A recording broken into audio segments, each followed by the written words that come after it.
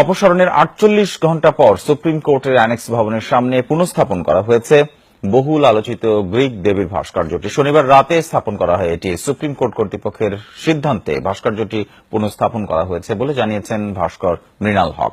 প্রতিবাদে গভীর রাতে প্রেস ক্লাব এবং পল্টন এলাকায় বিক্ষোভ মিছিল করে একাধিক ইসলামী দল।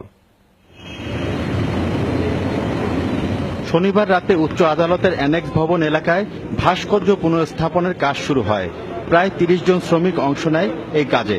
রাত ১২টার সময় কংক্রিটের ঢালাইয়ের ওপর স্থাপন করা হয় ভাস্কর্যটি।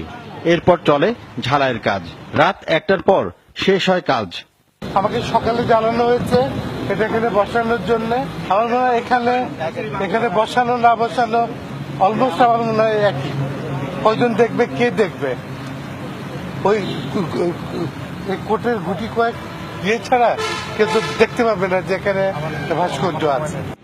তবে এদিনও গণমাধ্যম কর্মীদের অবস্থান ছিল মূল ফটকের বাইরে। ভাস্কর্য পুনঃস্থাপনের প্রতিবাদে গভীর রাতে রাস্তায় বিক্ষোভে নামে একাধিক ইসলামিক দল।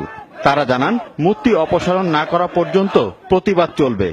আমরা এই অবস্থান থেকে উঠবো না যতক্ষণ পর্যন্ত এই মূর্তি এখান থেকে না সরানো হবে, ততক্ষণ পর্যন্ত আমাদের অবস্থান করানো চলবে। এখানে পুলিশের বাধার মুখে প্রেস ক্লাবের সামনেই অবস্থান নেন বিক্ষোভকারীরা। দীপু শিকদার, যমুনা নিউজ, ঢাকা।